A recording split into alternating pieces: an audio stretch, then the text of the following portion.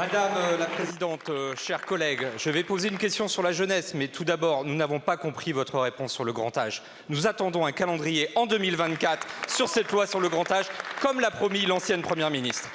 Madame la ministre de l'Éducation nationale, au lendemain de la clôture des vœux sur Parcoursup, pouvez-vous nous affirmer que chaque lycéenne et chaque lycéen pourra poursuivre ses études à la rentrée ? Dans le public aujourd'hui, il y a 25 lycéens venus de ma circonscription que je salue, avec qui j'ai travaillé cette question, qui attendent vos réponses à ces questions. L'année dernière, près de 16% des candidats sont restés sans affectation après la phase principale. Comment se préparer à une rentrée quand on se retrouve sans option suffisamment tôt? Comment encaisser le refus d'une formation alors que c'est pourquoi on était fait? Depuis 2018, le constat est que ce système creuse entre nos jeunes et nos territoires les inégalités et qu'il génère chez nos enfants et leurs parents inquiétude et anxiété. L'année dernière, Luc, 17 ans, s'est vu refuser une formation en STAPS. Issu d'une famille endettée et modeste, il n'a pas pu partir en école privée. Il a laissé son rêve derrière lui et s'est mis à travailler. Une gestion néolibérale et désincarnée de l'avenir de nos enfants. Voilà ce qu'a instauré cette plateforme sous l'ère Macron. En effet, avec une seule heure par classe consacrée à y voir clair dans les 23 000 formations proposées, comment aiguiller 35 élèves par classe aux ambitions différentes? J'apporte d'ailleurs mon soutien aux enseignants en grève aujourd'hui, notamment demandant plus de moyens. Quant aux lycéens, ils demandent un système humain et adapté pour choisir leur orientation. Madame la ministre, quand allez-vous comprendre qu'il y a urgence à replacer l'humain au cœur du processus? Bravo. Je vous remercie, monsieur le député. La parole est à madame Nicole Belloubet, ministre de l'Éducation nationale et de la jeunesse. Non, Sylvie Retailleau, ministre de l'Enseignement supérieur et de la Recherche. Merci madame la présidente. Une ministre pour une autre, mais comme nous travaillons ensemble et qu'il y a l'évolution entre le lycée et l'université, vous comprendrez bien, et l'enseignement supérieur. Monsieur le député, pardon, j'étais de dos, excusez-moi. Monsieur le député, je voudrais vous dire, aujourd'hui sur Parcoursup et surtout dans l'accès à l'enseignement supérieur, chaque année, c'est 148 élèves que nous continuons à suivre à la fin du processus pour effectivement leur proposer des solutions. Aujourd'hui, au niveau de cette plateforme, c'est un accompagnement qui s'améliore en amélioration continue, année après année, en transparence, en diminution du stress, pour accompagner familles et élèves. Nous sommes conscients comme vous que cette amélioration doit être encore améliorée et continue. C'est pourquoi nous travaillons avec Nicole Belloubet et l'Éducation nationale à l'orientation de nos élèves, une orientation à partir de la seconde, voire même au collège au niveau des métiers de la seconde, pour effectivement pouvoir les orienter mieux, pour pouvoir leur indiquer effectivement les parcours qu'ils doivent faire et construire avec eux leurs projets professionnels. Croyez-moi, monsieur le député, nous partageons au niveau de l'Éducation nationale et de l'enseignement supérieur la même volonté que vous d'accompagner tous nos élèves, tous nos étudiants vers l'accès à l'enseignement supérieur et vers la réussite. Et nous y travaillerons, et avec vous si vous le voulez bien. Je vous remercie. Merci beaucoup madame la ministre. Monsieur le député. La jeunesse a le droit à l'émancipation, elle a le droit au bonheur, elle a le droit aux études supérieures et elle a le droit de ne pas être anxieuse pendant une année. Merci madame la présidente. Ma question s'adresse à monsieur Darmanin, ministre de l'Intérieur et des Outre-mer. Monsieur le ministre, je tiens à vous interpeller car aujourd'hui, encore plus qu'hier, la Guadeloupe subit une déferlante de violence insupportable. Renforcée par des réseaux venant des Caraïbes, des trafics en tout genre, armes, cocaïne progressent de façon exponentielle. Des attaques par armes blanches succèdent aux agressions par armes à feu et frappent en tout point de l'île, endeuillant quotidiennement les familles. Des jeunes, des commerçants sont tués en pleine rue. Au chômage, à la précarité vertigineuse s'ajoute la douleur. 36 homicides en 2023. La réalité est effroyable. Le nombre d'homicides volontaires enregistrés en Guadeloupe dépasse en valeur absolue celui constaté dans les agglomérations beaucoup plus peuplées comme Marseille ou Toulouse. Il serait 7 fois plus élevé. Monsieur le ministre, je vous le dis, les Guadeloupéens n'en peuvent plus de cette violence. Elle est insoutenable. Face à cette situation, il n'est plus possible de se contenter d'opérations déposer les armes. Il faut des moyens. Les forces de l'ordre réclament des moyens renforcés, stables et durables. Monsieur le ministre, comment expliquez-vous que la Guadeloupe ne soit toujours pas dotée d'une brigade de recherche et d'intervention comme les autres zones de l'Hexagone? Même les magistrats s'indignent de la disparité des moyens alloués aux forces publiques pour lutter contre la criminalité. Monsieur le ministre, quand allez-vous mettre en œuvre une véritable politique pour stopper cette spirale de violence et de trafic et pour assurer surtout la sécurité de notre jeunesse, la sécurité de nos mères et la sécurité de nos pères de famille? Merci beaucoup, monsieur le député. La parole est à madame Marie Guévenoux, ministre en charge des Outre-mer. Merci madame la présidente. Monsieur le député Khalifer, merci de m'interroger sur les moyens dédiés aux forces de l'ordre dans nos Outre-mer. D'abord, redire quelque chose de simple, c'est qu'entre 2017 et 2022, 10 000 effectifs supplémentaires de policiers et de gendarmes sont venus abonder le territoire national. Rappelez aussi qu'avec le vote de la LOPMI, c'est 5 500 policiers et gendarmes supplémentaires qui ont été votés par cette majorité et qui viendront abonder le territoire. Enfin, en Guadeloupe, aujourd'hui, vous avez 1700 policiers et gendarmes qui sont mobilisés et auxquels il faut rendre hommage, monsieur le député, au vu de leur travail, mobilisés sur tous les fronts, le trafic d'armes, le trafic de drogue, et saluer également leur engagement dans le cadre des opérations Place Nette qui ont d'ores et déjà permis, depuis le début de l'année, la saisie de 500 kilos de cocaïne et de résine de cannabis. Je voulais également vous rassurer, monsieur le député, sur les moyens renforcés que vous appelez de vos vœux. C'est déjà été le cas puisque nous avons créé une antenne OFAST, une antenne du RAID, que nous avons une coopération en matière de renseignement avec la Dominique, dont vous savez à quel point elle est essentielle pour sécuriser la zone maritime, et que nous avons fait en sorte de financer à hauteur de 13 millions d'euros l'installation de 2 radars qui seront là aussi essentiels pour la sécurité des Guadeloupéens. 3 nouvelles brigades seront également installées en Guadeloupe. Ils feront partie du plan des 200 brigades annoncées par le président de la République. Et vous savez à quel point elles sont essentielles pour la sécurité des Guadeloupéens et pour le territoire. Par ailleurs, nous reviendrons en Guadeloupe avec le ministre de l'Intérieur dans quelques semaines afin, là aussi, d'annoncer des mesures importantes pour doter les forces de sécurité intérieure de moyens supplémentaires. Monsieur le Président, Monsieur le Premier ministre, mes chers collègues, Monsieur le ministre de l'Économie et des Finances, le 21 février dernier, vous annonciez l'annulation de 10 milliards d'euros de crédits. Je ne reviendrai ni sur le déni démocratique de cette pratique, ni sur la mauvaise prise en compte de la situation économique de la France dans l'élaboration de votre budget. Depuis, vous faites le tour des médias pour justifier ce choix violent, mais également pour annoncer que ces efforts ne seront pas suffisants et qu'il faudra en 2025 changer de braquet. En même temps, vous ne cessez de revendiquer pour la France le leadership européen. Cela est particulièrement vrai concernant l'IA. Un rapport prônant son développement a été remis au gouvernement la semaine dernière et vous-même, récemment, clamiez dans un quotidien dominical « La France a un temps d'avance en IA, elle doit guider l'Europe vers un projet ambitieux ».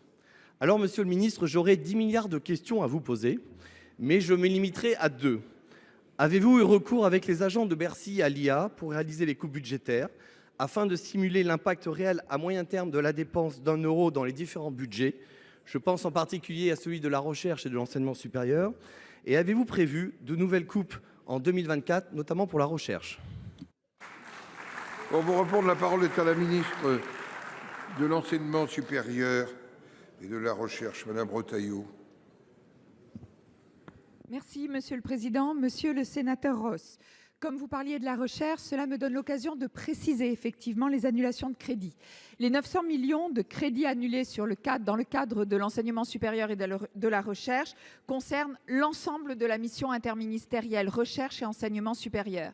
Sur les crédits qui concernent mon ministère et dont j'ai la responsabilité, cela concerne 588 millions d'euros. Je voudrais préciser cette répartition, cela est utile. Pour les 3/4 de ces annulations, elles portent sur ce qu'on appelle les réserves de précaution du ministère, réserves qui sont a priori gelées et qui en pratique, en règle générale, sont indisponibles. Pour le cas restant, les annulations concernent principalement le report de projets pluriannuels en immobilier, et je sors de là tous les projets immobiliers pour les étudiants, et ainsi que les projets pour les équipements de recherche, et de manière plus marginale, des ajustements sur les appels à projets de l'Agence nationale pour la recherche, tout en sauvegardant le taux de succès qui avait été augmenté grâce à la loi pour la programmation recherche sur cette Agence nationale de la recherche. Le budget du ministère reste donc en hausse et je voudrais insister que de manière générale, les moyens de fonctionnement des établissements sont préservés. Concernant la recherche, toutes les mesures RH, en particulier celles de la LPR, sont préservées. Et surtout, la vie étudiante aussi, les engagements, que ce soit les bourses, la restauration, ne seront pas impactés. Mais des précisions vous seront apportées dans la semaine à venir pour vous préciser où sont les annulations. Je ne cache pas que ces économies sont difficiles, restent difficiles pour la recherche et l'enseignement, même si leur impact à court terme est contenu. Et je voudrais aussi préciser sur ce point que nous ne prévoyons pas d'autres annulations de crédits cette année par rapport aux grandes lignes que je viens de vous préciser. Je pense que c'est important. Je vous remercie. Monsieur Ross. Merci Madame la Ministre, même si je regrette, à défaut de lire Monsieur le Ministre, j'aurais bien aimé avoir pu l'entendre, car il s'agit d'1 milliard qui ont été retirés et qu'il avait déjà été demandé exceptionnellement aux organismes de recherche et aux universités de puiser sur leurs fonds propres. Voilà que maintenant Bercy s'attaque aux réserves au détriment de la réhabilitation du patrimoine universitaire, au détriment des projets de recherche, au détriment des étudiants qui attendent une réforme qui, faute de moyens, tarde trop à être mise en place. Cela est en contradiction avec le discours du président de la République du 7 décembre dernier de soutenir fortement la recherche et bien loin des objectifs de la PLR d'atteindre les 3% du PIB national en 2030. Alors, monsieur le ministre, à défaut de parler, à défaut d'écouter les parlementaires ou les acteurs de l'ESR, changez d'IA, passez de l'ingérence administrative à l'intelligence augmentée. Suivez cette voie française, celle du réarmement des sciences et de la connaissance. Merci, Monsieur le Président. Madame la Ministre, la France se paupérise. Tout le monde constate l'affaiblissement de notre modèle social et vous regardez ailleurs. Encore hier, les agents des 3 versants de la fonction publique se sont mobilisés pour demander une hausse urgente de leur rémunération. En 2022 et 2023, ils ont certes eu des augmentations, mais très largement inférieures à l'inflation. En 10 ans, les salariés du privé ont grimpé 2 fois plus vite. Les salaires du privé ont grimpé 2 fois plus vite que ceux du public. 2024 ne doit pas être une année blanche en matière salariale pour les fonctionnaires. En somme, vous demandez toujours plus d'efforts à ceux qui ont le moins. Entre autres, vous persistez dans votre souhait de mettre la main sur l'Unédic et ses futurs excédents. L'argent géré, qui, je le rappelle, est le fruit d'une assurance, devrait pourtant être exclusivement destiné aux chômeurs et non à combler les déficits que vous creusez. Vous dites vouloir abaisser la durée d'indemnisation à 12 mois contre 18 aujourd'hui et gérer seule l'assurance chômage. Quel mépris pour les partenaires sociaux. Comme sur le reste, je note que vous ne tenez pas vos engagements et que vous souhaitez à nouveau vous en prendre aux demandeurs d'emploi alors que le chômage repart à la hausse. Avec vous, ce sont des droits pour les nantis, des devoirs pour les plus petits. Ma question est donc simple. Quand allez-vous cesser de concentrer les efforts sur les Français les plus modestes ? Pour vous répondre, la parole est à Madame la ministre du Travail, de la Santé et des Solidarités, Madame Vautrin. Merci Monsieur le Président, Mesdames et Messieurs les sénateurs, Madame la sénatrice Corinne Féret. Madame la sénatrice, je crois que dans ce que vous venez de dire, il est important que nous rétablissions les faits, tous les faits, rien que les faits. Vous étiez il y a un instant, vous commentiez les mouvements d'hier concernant la fonction publique. Ces 2 dernières années, pour faire face à une inflation importante, le gouvernement a procédé aux augmentations salariales les plus importantes depuis 37 ans dans la fonction publique. 37 ans dans la fonction publique, ça nous ramène à tout simplement le premier septennat du président Mitterrand. Ce qui s'est passé, c'est juste 14 milliards de mesures salariales pour l'ensemble des agents de la fonction publique. Alors évidemment, on peut toujours dire c'est pas assez, mais en 37 ans, qu'avez-vous fait? Permettez-moi de vous le rappeler, avec les efforts qui ont été faits. Je crois qu'il est important qu'on donne des exemples concrets. Un agent d'accueil en début de carrière gagne 230 € net de plus qu'en 2022. Un gardien de la paix en début de carrière gagne 240 € net par mois de plus. Un professeur des écoles gagne 320 € net de plus par mois. Alors évidemment, on peut toujours dire que ça ne suffit pas, mais ce sont des faits concrets. C'était sur la première partie de votre intervention.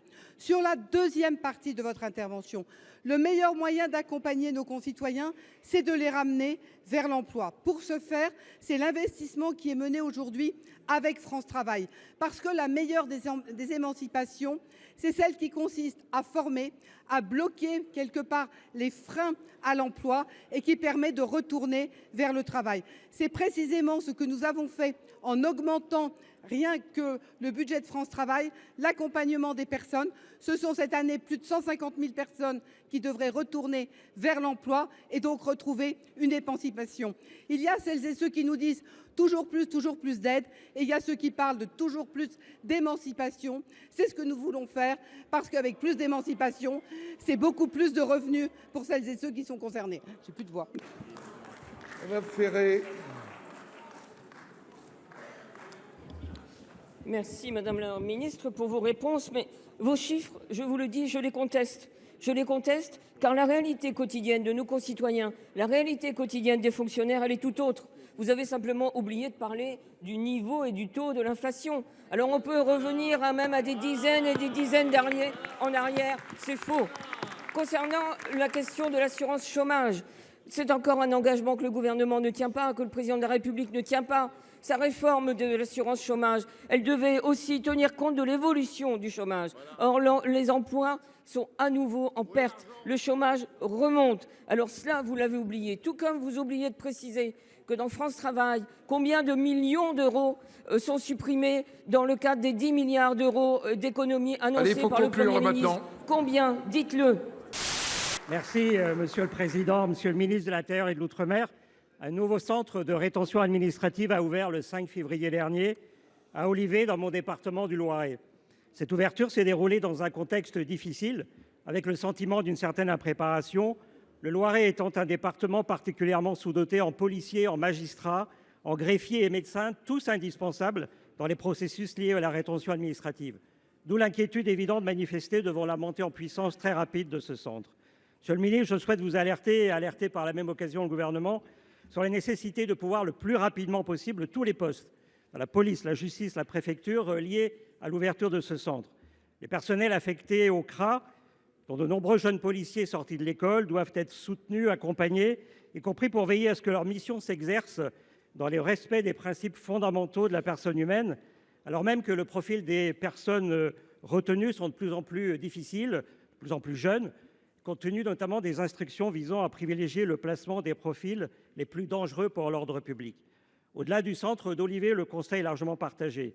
La mobilisation des moyens financiers et humains pour ces centres est considérable, y compris au regard de l'efficacité et de l'effectivité réelle des mesures de l'éloignement.